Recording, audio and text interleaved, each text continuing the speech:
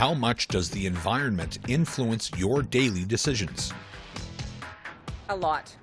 I think about it, even just watering plants and things like that. I think about if I have a shower, I leave the bathtub. I'm lucky I have a bathtub in there, and then I haul that water out and I water my plants with it. I think about if I'm walking past a sports field and I see someone's left a bottle of water there, I take it home and pour it on a plant and recycle the bottle because it was left there. So I think about that. I think about, because I enjoy camping and hiking, and I think about trying to be less impactful and using my bike more. I mean, I drive, yes, but I think more people need to think about what they're driving, when they're driving, and we need to become less dependent on oil, gas, etc. Less packaging would also be a good one. We tried to limit our be responsible with our foods, not have food waste.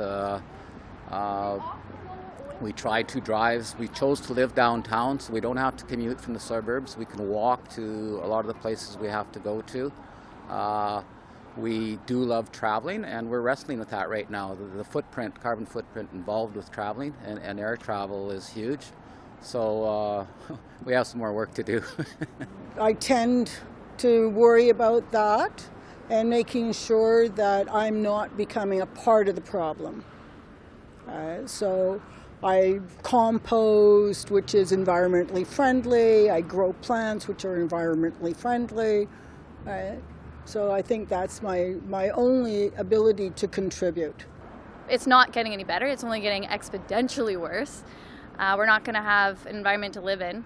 So it should be more in front of my mind. The most I do is recycle, and it's pathetic.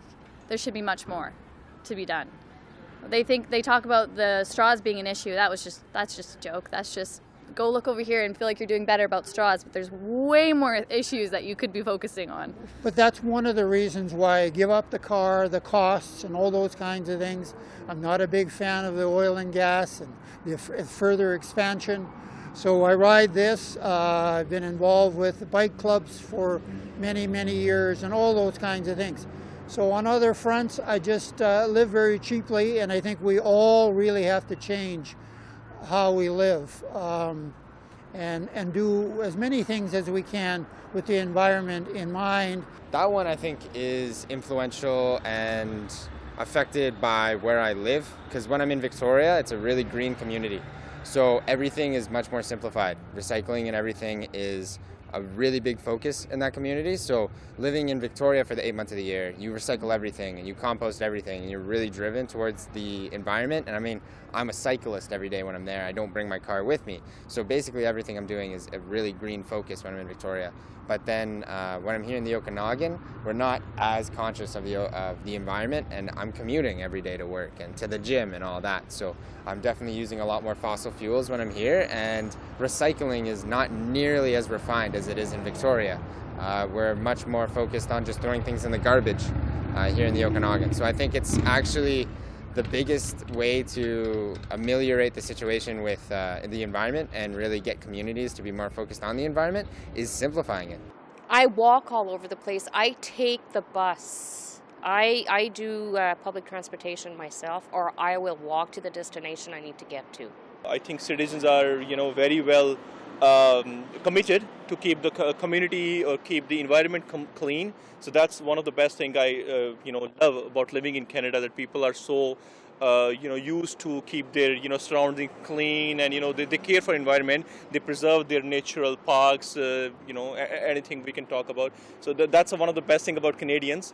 We try and do, as a family, we try and do no plastic bags. We try and bring bags with us. We don't use straws that they hand out. We try and bring our own straws, bring like a little lunch pack type of thing. It does, but it's very much a long-term thing. As opposed to the climate that's happening, that's really not reflected by climate change. Climate change is a long-term effect, and the climate's always been changing. So it affects my longer-term policies of not pollution and not destroying the environment. But short-term, there's really the fluctuations that we see are just fluctuations, and they're not really impacted by that. So just try to save energy. Just try to have a clean environment. It actually influences me quite a bit. I sold my car. I walk everywhere. I don't as much as possible. I use public transit. So I think that encouragement to use those things and to invest more into those things is probably a really important thing. I spent many years in Europe, so that kind of influenced my ability to do that and to understand that.